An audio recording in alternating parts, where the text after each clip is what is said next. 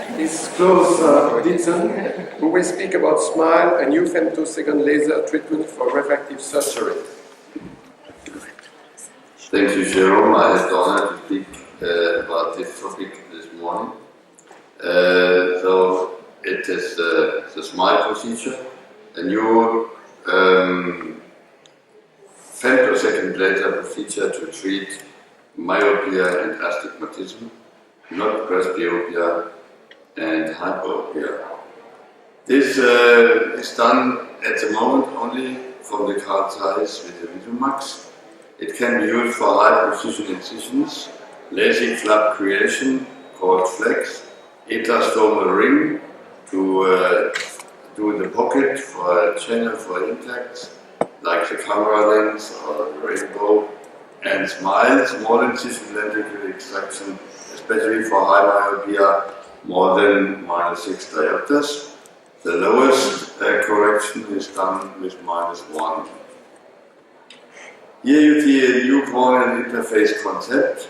It's spherical contact interface to corneal fixation assures a better fixation than scleral fixation only designs. It's a low suction pressure, minimal applanation, minimal IOP increase, and no visual loss during the suction. Relax are different from LASIK. Creation and preparation of the interstomal lenticle, tissue removal instead of tissue ablation, predictability of the procedure and the refractive outcome depend on the accuracy of the femtosecond laser, and it only can be done at the moment with the Visomax. The Relax SMILE, small incision lenticle extraction, is minimal invasive refractive surgery. Future for corneal refractive surgery we will see. Advantage of the Relax SMILE versus femtosecond LASIK: high accuracy, high predictability, high precision, excellent predictability for the refractive outcome, especially in high myopic correction because of high contour accuracy of the lenticle. Even with the perfect focusing, there are the natural scattering of the single laser spots. The scatter in conjunction with the high number of laser spots leads to a roughness of the lenticle surface, and this roughness has no refractive effect of the lenticle. The refractive accuracy of the lenticle depends only on curvature accuracy of both cuts, anterior cut, posterior cut.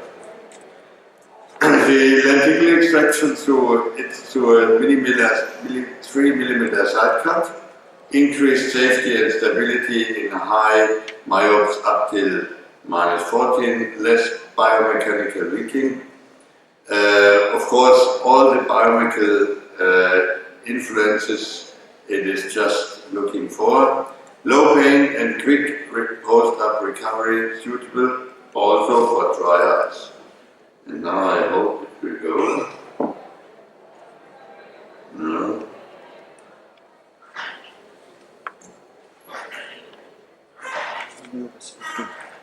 There it's coming. Thank you. I hope it will go. Now it says, I hope it will go. It's a SMILE procedure. The video is done from Dr. Rupal Shah from Barodara in India. She was the first who did this technique.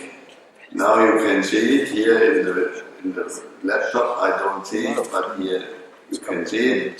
The first is the posterior cut, and now the second is the anterior cut coming back, and it is larger than the posterior cut. That was done with the femtosecond laser. Now I can see it as well. So it's a repeat there. So that was work. And now you see the cut, and the SMILE cut is opening. Here it's a 5 mm. It is opening, and now they try to lose the anterior part of the cut.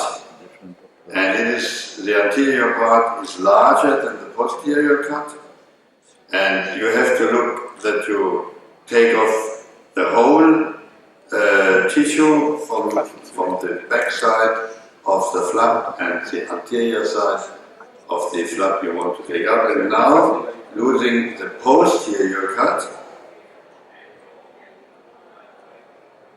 it is a bit more difficult, because now the posterior cut, the flap altogether is weak, and the tissue bridges on the posterior cut are a bit harder than on the anterior cut.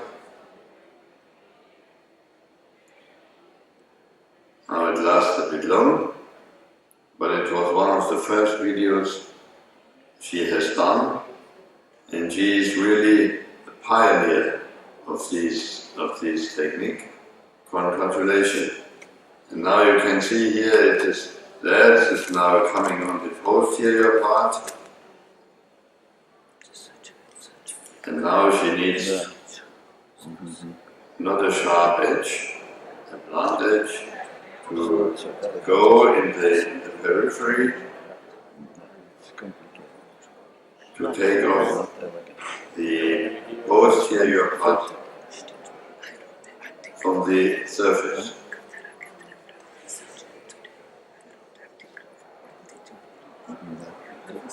And now she takes out. That is the flap you take out. Okay. And at the beginning this was a very difficult technique. Now it is much better, and the effect, the results are quite good. More and more patients want to have it. It is not an eczema laser with all the side effects. It's with femtosecond laser, and you don't open the surface, you open the stroma. It is painless, bladeless, flatless, and very attractive keywords for the patient. No pain, as with the PRK, no blade, as with the LASIK, or no flat with the femtosecond LASIK. It's a cup. No flap complications like sphere, dislocation, epithelial intro. It's a better mechanical stability, okay, that we have to look for. Integrity of the corneal surface, less dry eyes, more safety, especially for sports with physical contact. Excellent refractive and visual outcomes, that's true. Better night vision, better contrast sensitivity. No smell, fast procedure, single step procedure, no risk of haze. Okay, but you have seen some DLK as well. More patients you are doing, more side effects you get. Corneal topography after a relaxed smile, you see here, large and homogeneous optical zone. Intended optical zone is a achieved optical zone. You see here the corneal topography after a relaxed smile. It's about the same, large and homogeneous optical zone. Intended zone is about the achieved optical zone. Ocular wavefront analysis after a relaxed smile. There's no significant changes in higher order aberrations, if you can see it with the eczema laser, in doing myopia or hyperopia, myopia more than hyperopia, especially no induction of spherical aberrations. Biomechanical, it's a theoretical plan. You can see here the picture up is a LASIK, picture down is the SMILE procedure. Results, the central flap thickness, about 78.5% of eyes within 10 mm of the intended flap thickness. Predictability looks good, very close to target refraction. Also in the high amounts, you see -10 here in the picture as a limit. There is nearly no undercorrection, which we know from the eczema laser. Efficiency, about 85% of all patients with preoperative best corrected visual acuity of 20/20 or higher achieved uncorrected visual acuity of 20/20 or higher after surgery. Precision, postoperative spherical equivalent refraction, you can see here, 89% between -0.13 to 13. Stability, imperceptibility of the refractive correction, you can see here. After 3 months, that we know it's after 1 year about the same. Complications and disadvantages, there are sometimes difficult opening of the side cut because of the tissue bridges, also difficult opening of the posterior part of the tissue bridges. Difficult extraction of the lenticle in some cases, it can erupt up. So far, no hyperopic smile available. Enhancement may need eczema laser surgery, wavefront guided and customized treatment not possible at the moment, complex and expensive laser system. Challenges, what can happen? Suction loss, incomplete preparation, dissection in the wrong layer, that is very, very important, that you want to have the anterior part and you come in the posterior part, correction of low diopters and retreatments. Suction loss during the preparation. There are 2 situations of suction loss during the posterior cut of the lenticle. You have to stop. During the anterior cut of the lenticle, you can dock on and start the procedure again. Retreatments are rare. High stability of refractive outcome, high tolerance of small refractive error. No smile procedure after previous smile procedure possible. Options for retreatment is surface ablation, standard femtoflap with same parameters, or some contact glasses, or thickness of the cut.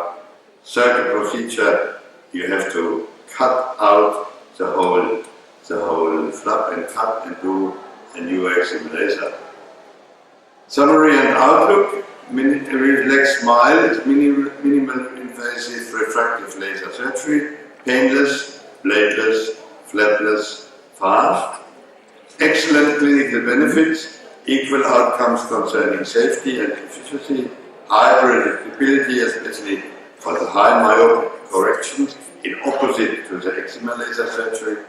Biomedical advantages we have to look for, less dry eyes. Only 1 laser, it's a fast procedure, unique flapless procedure on the market at the moment, but the machine is also expensive. Challenges, enhancement procedure, PIK versus single cut by the standard femtoflap and low diopters. At the moment it is going up till 1 diopters. The all-in-one procedure, Relax Smile, is a new option for moderate to high myopia up till -14. It shows better biomechanical stability compared to LASIK. Predictability, safety and efficiency compare well with LASIK results. Further improvements can be expected. Thank you for your kind attention. Any question in the audience? I have a few questions. When you didn't take out everything from the smile incision, you induce a huge fibrosis, or what's happening? And you have a huge astigmatism? You have to. You don't let in some parts. If the flap or the cup will broken, you have to take out the cup. It is possible, but it needs time. And you don't destroy the calf you have done. But in some cases, it is really true, you have to cut off the whole cornea. Like in the beginning of the microkeraton area, we had cups. You remember to the first Argenlump microkeraton, they had a screw device on the board, and when you didn't look exact, you did do a cup and not a flap. And that is the situation here. You have to do then a cup. You have to cut up, place it back, and then when you have an open surface, and then you take off these ruptured parts which you couldn't get out. But that is only in some cases. It is not so nice, because you get a post-operative astigmatism then you get higher order operations, you get it.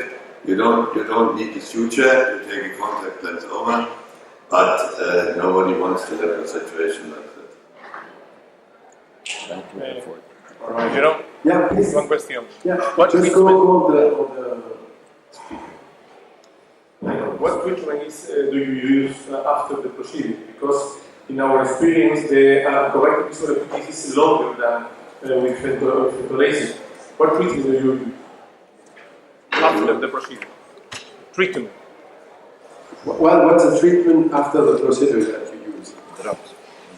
After the normal procedure, After?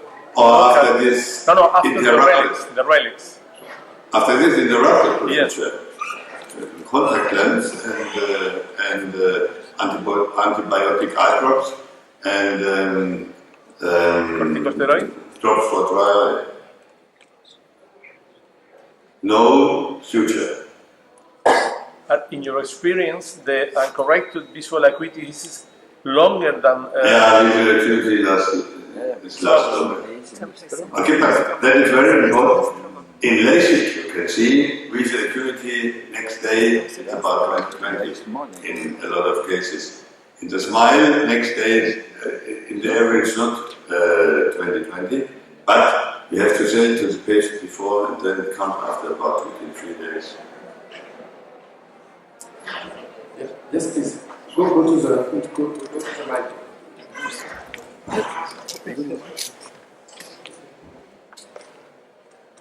It is the same problem as by the LASIK because the tissue don't grow together anymore.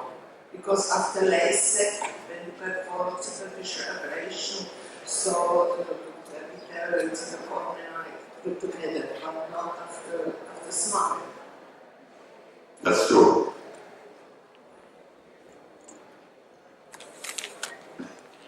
I think some of the clinics where they have been using the technique for somewhat time, they are finding changes in corneal biometric stability. You will find, because it makes sense, if you make something thinner, you make it weaker. If you have paper, you make it thin paper, it becomes weaker. So with the femtosecond, with relax SMILE technique, corneal biomechanics will change with time. But the problem we have is having a perfect machine, clinical machine, to measure corneal biomechanical stability issues. I think there's no doubt. The experience about changing the biomechanical effects, they are not so far as changing maybe doing the laser treatment or LASIK treatment. But one thing is clear, with the LASIK you open the surface, with the SMILE you don't open the surface. And maybe there's one very important point. If you don't open the corneal surface like you are used to do or do it with the LASIK, maybe the stability of the cornea remains much better than the stability on the LASIK, the first point. The second point is with the LASIK you open the cornea in a big zone, and you don't know exactly when you place back the flap if the flap would be moved on a bit or not. We have you can see some flap folds, you can see some strias there, you know, the flap isn't in the right position, that you don't know from the SMILE at the moment.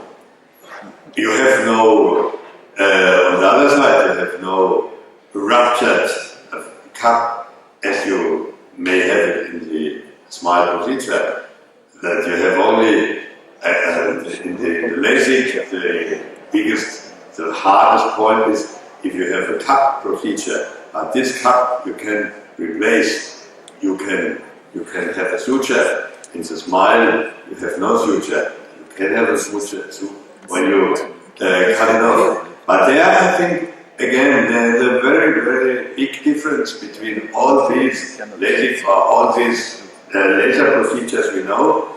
With the LASIK, you open in 3/4 the cornea and take off the corneal tissue depending from the myopia or hyperopic correction. Here, you don't cut off the cornea only in a small zone. So just when you take out of the intact stroma, so that there the stability seems to be quite better, or quite other, I would say, very neutral than what you have mentioned before.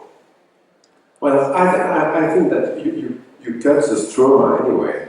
You cut twice the stroma to take out the lens. So it's, for me, it's quite the same. It's just, and you stretch a lot of the cornea when we see. But that was certainly the first case. But I'm not really sure what you say. I'm very happy that you do that and that it will improve. Your results, when you say it's comparable to the LASIK, is absolutely not true. You show that you have 82% of good results, and if we look really at your results, it's not at all a LASIK process. I will never recommend that for a little myopic. If you have seen the shift that you have, my patient will be awful about with this technique at this moment. When we speak about -6 and more, they are happy. No, that's not true. At this time, it's difficult to defend your technique. Yes, please. Just comment on the strength of the cornea. The corneal strength is mainly positioned in the anterior third of the cornea. So if you do the smile procedure, you go in deep stroma, you take out deep stromal button reticle, so you don't reduce the strength of the cornea nearly as much as when you do a LASIK. When you do a LASIK, you cut through Bowman's membrane, which is a very important part of the strength of the cornea, as well as the anterior third of the cornea, so the weakening effect of LASIK is far more than smile. Right. Okay, that will be some for the future. That is an important point. But going back to what you were saying, Jerome, because with smile, you're going into the posterior half. Okay, the posterior half of the stroma is naturally wetter. The anterior part is drier. And with the femtosecond laser, it dehydrates as it cuts. So when you are cutting, you remove, you at the same time are losing water. Okay? So when the lenticule is removed, you end up with a stroma, anterior stroma, which is already drier. Then you have a dryness still. But then what happens is there will be rehydration. But with the excimer laser, you lose more water because it's a tissue ablation. With the femtosecond laser, it's a cutting laser, so you lose less water. And there's one situation. If you compare the stromal thickness, especially here in the myopia, and you look at that with the pentacam, and you correct about the laser an eye with -6. On the one side with the LASIK, on the other side with the smile. And then you compare the thickness of the cornea, you will see that the thickness of the cornea with the laser is less than with the smile. Maybe depending, because the water is still in, or more water is in as with the excimer laser, and there are the stromal layers. The room of the stromal layers is much better fulfilled, maybe not with scar tissue as you may have it with the LASIK, but this you have to compare, and then you can see which method could be better. There we have to learn also the different the different thicknesses in the cornea, what we can do. So with the excimer laser, you say, I come too deep. We have a thickness from 250. Have you here 250? Nobody knows at the moment. What can you do with about -14 or -15? With the excimer laser, we have left this area. These are questions you don't know at the moment, and we would be happy if you can have much more information about the biomechanical. But if you have a good solution, We will discuss this over a beer. That's a very interesting interaction which we had. Do you want to continue the question? Continue the discussion? Another question, please go ahead. Are you using the same corticotherapy in after ecolacic, after femtolasic that smile? The same corticotherapy is used? for me it's a smile better than the femtolasic. You have to use the femtolasic. With this related. No, only during the femtolasic. I have done the femtolasic, especially with the intralace, but it is only my opinion. I think it is better to have one machine for doing the whole procedure, and only doing a cut with a laser. There you have to look for the price or for the amount of the people you want to have.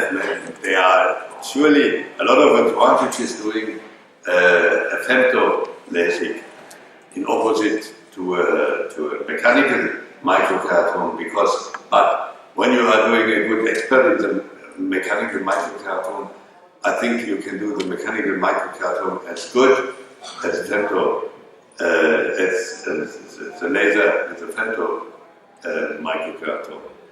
But this smile procedure, that is then doing a refractive part, and that is just high elevation against the normal femto laser. Okay. Yes, I'd like to ask a question. We move to the multifocals now. What's the opinion over here of our panel as well as members of the audience of placing a multifocal in a surgeon's eye? A surgeon has come for cataract surgery. These are active surgeons in these parts of the world. You know that cataracts come much earlier. And they ask repeatedly for a multifocal lens. And these are plastic surgeons operating on a microscope and urologists, endourologists who look into the bladder through all the telescopes. Any experience, any advice?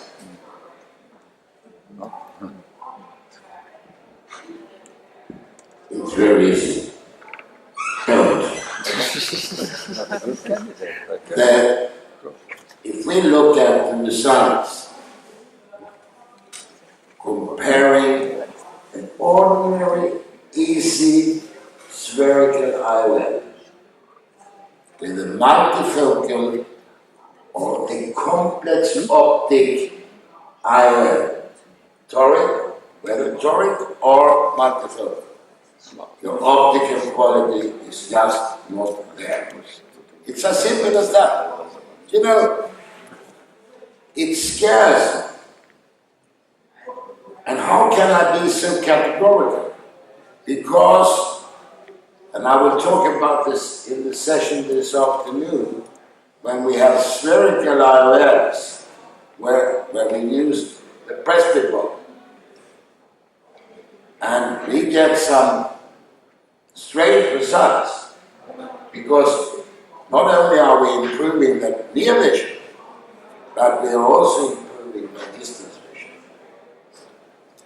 Unfortunately, or it should be like this, that each lens should be supplied with an MTF graph for their real optical properties.